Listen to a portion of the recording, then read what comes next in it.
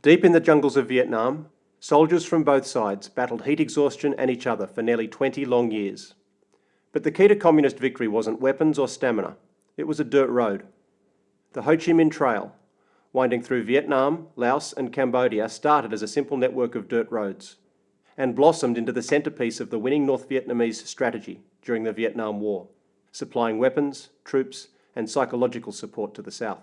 The trail was a network of tracks, dirt roads and river crossings that threaded west out of North Vietnam and south along the Truong Son mountain range between Vietnam and Laos.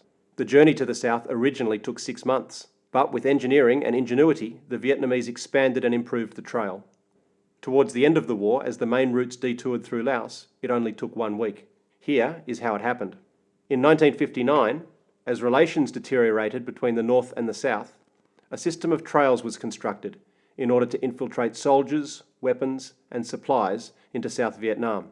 The first troops moved in single file along routes used by local ethnic groups, and broken tree branches at dusty crossroads were often all that indicated the direction.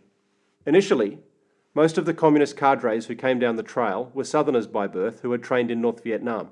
They dressed like civilian peasants in black silk pyjamas with a checkered scarf. They wore Ho Chi Minh sandals on their feet, cut from truck tyres, and carried their ration of cooked rice in elephant's intestines, a linen tube hung around the body. The conditions were harsh, and many deaths were caused by exposure, malaria, and amoebic dysentery.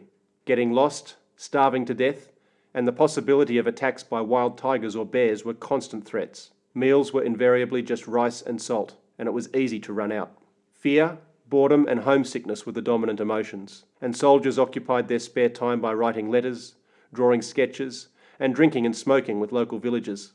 The first troops down the trail did not engage in much fighting, and after an exhausting 6-month trip, arriving in the south was a real highlight, often celebrated by bursting into song. By 1965, the trip down the trail could be made by truck. Thousands of trucks, supplied by China and Russia, took up the task amidst ferocious B-52 bombing, and truck drivers became known as pilots of the ground. As the traffic down the trail increased, so did the US bombing. They drove at night or in the early morning to avoid airstrikes, and watchmen were ready to warn drivers of enemy aircraft. Villages along the trail organised teams to guarantee traffic flow and to help drivers repair damage caused by air attacks. Their catch cries were, "Everything for our southern brothers," and "We will not worry about our houses if the vehicles have not yet gotten through."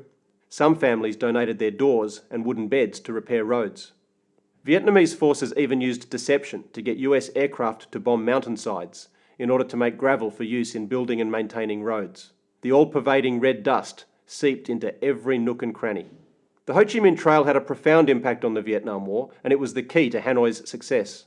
North Vietnamese victory was not determined by the battlefields, but by the trail, which was the political, strategic and economic linchpin.